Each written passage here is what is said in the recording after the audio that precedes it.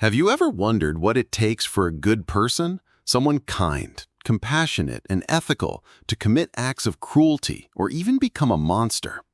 Imagine someone you admire, someone you trust, transforming into someone you barely recognize. What if I told you that this isn't just a rare anomaly, but a pattern seen across history and human behavior? Today, we are delving into one of the most provocative and unsettling questions about human nature. Why do good people sometimes do bad things? By the end of this video, you'll uncover the shocking mechanisms that push ordinary individuals into darkness. More importantly, we will uncover how to recognize and resist these forces, with the last insight being the most critical and empowering of them all. This journey takes us deep into the psychological experiments, historical events, and philosophical reflections that expose the thin line separating good from evil. This is not just a story of others. It's a mirror that forces us to look inward and ask, what would I do in their place? Could I too be swayed by these forces? Stay with me, because what you'll discover today could fundamentally change the way you see the world and yourself. The Lucifer effect is a concept popularized by the psychologist Philip Zimbardo, who conducted the infamous Stanford Prison Experiment. What he revealed was profoundly unsettling. The environment we are placed in, the roles we adopt, and the authority we obey can twist even the most virtuous individuals into perpetrators of harm. Think about it. History is filled with examples of ordinary people who committed extraordinary atrocities. The guards in Nazi concentration camps, the soldiers who carried out ethnic cleansing, or even the bystanders who stood silent as horrors unfolded. All of these individuals were not born evil. They were in many cases regular people swept up in circumstances that unleashed the darkest parts of human nature. Why does this happen? The answer lies in a combination of psychological and social forces that shape behavior. First, there is the power of authority. Psychologist Stanley Milgram's obedience experiments in the 1960s showed that people would go to extreme lengths, even inflicting pain on others, when instructed by an authority figure. In his study, participants were asked to deliver electric shocks to another person who was actually an actor pretending to feel pain. Shockingly, most participants continued administering shocks even when they believed they were causing severe harm, simply because they were told to do so. Now think about your own life. How often do we follow instructions without questioning them, whether it's from a boss, a leader, or even societal norms? What would you do if someone in a position of power asked you to compromise your morals for the greater good? Another critical factor is the concept of dehumanization. When we strip others of their humanity, labeling them as the enemy, subhuman, or less than, it becomes easier to justify acts of cruelty. This is a tactic used time and again in propaganda, war, and even in everyday conflicts. It's easier to harm someone when you no longer see them as a person. Consider the language we use today in social and political discourse. How often do we see groups of people reduced to labels or stereotypes? Reflect on how this diminishes our empathy and connection, creating an us versus them mentality. But dehumanization is only part of the puzzle. Social roles and group dynamics also play a significant role. Zimbardo's Stanford Prison Experiment vividly demonstrated this.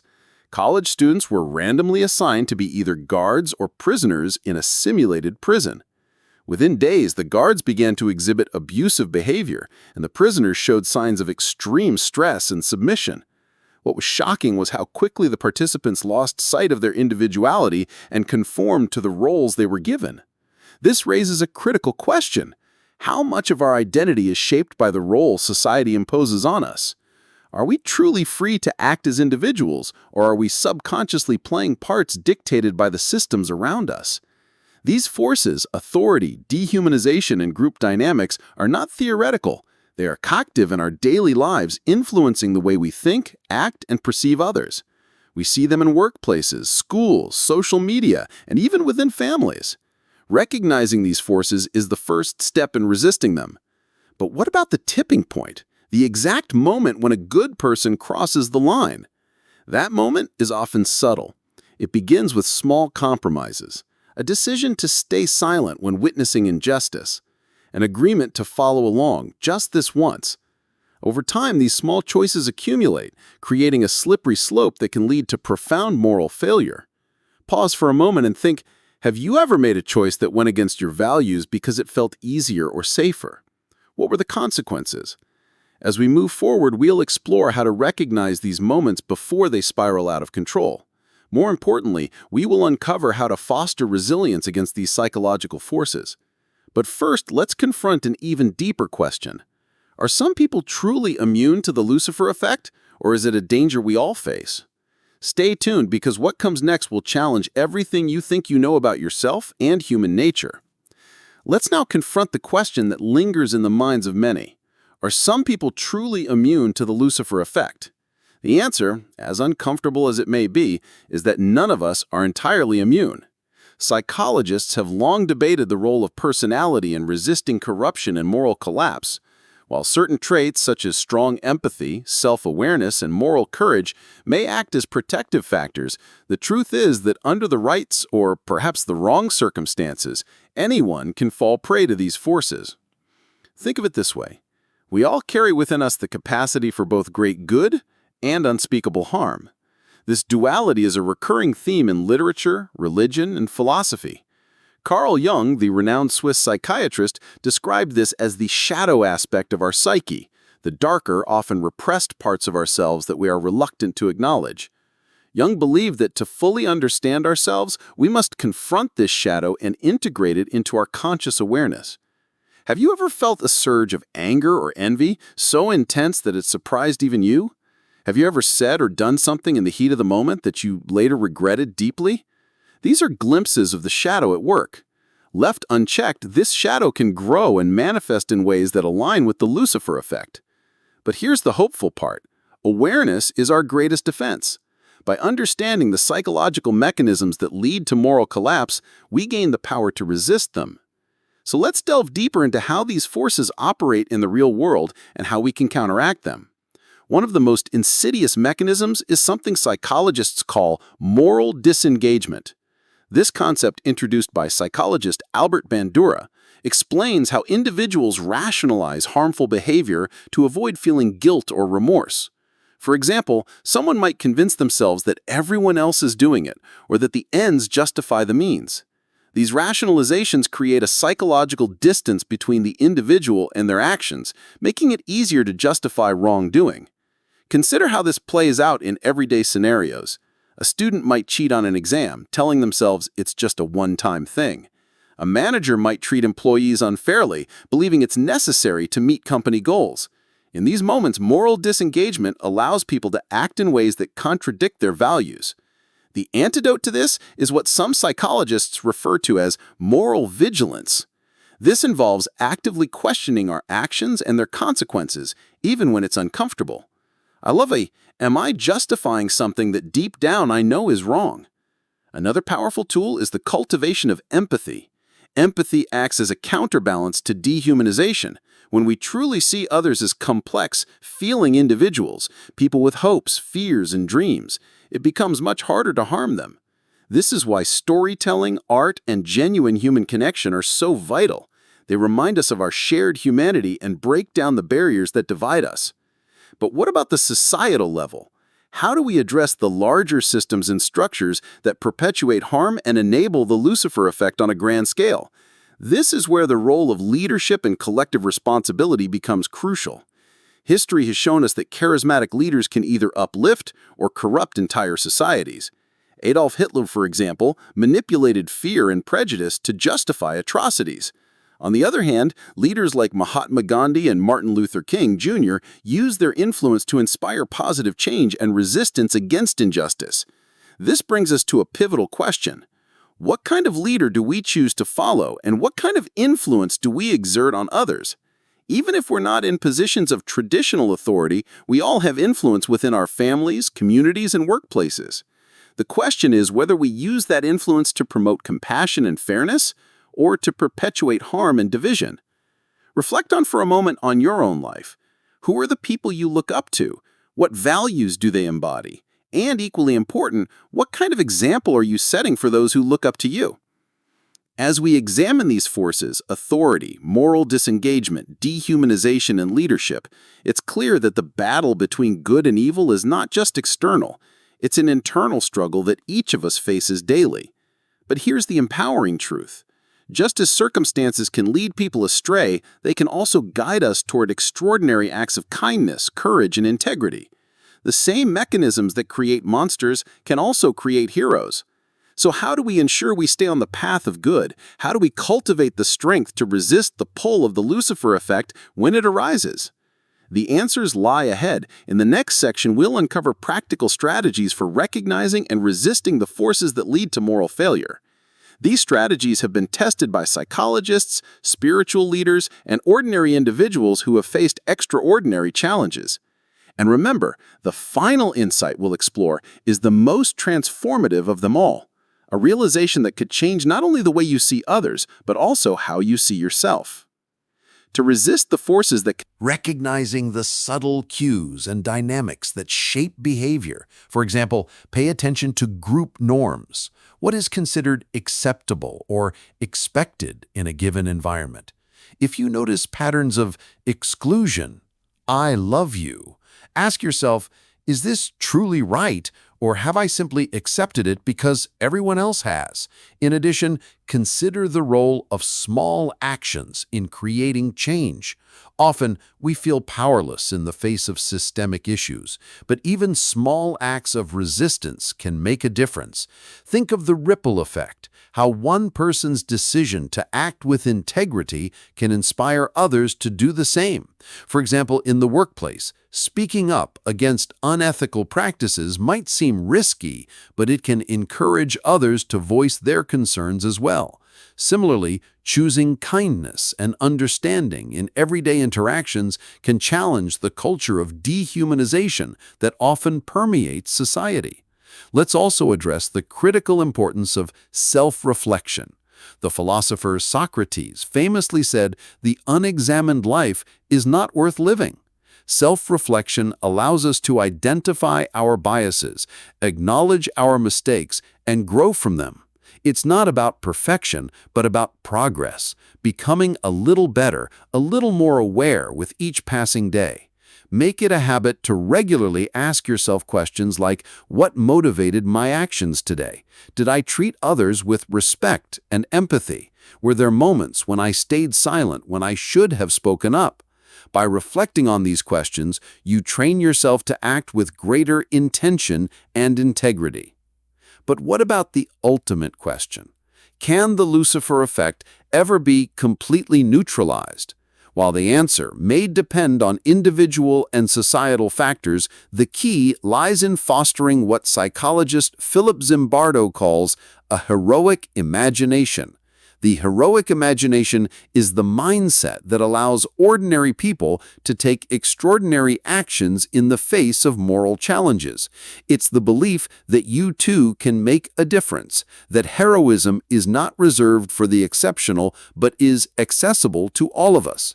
To cultivate this mindset, start by looking for opportunities to practice small acts of heroism.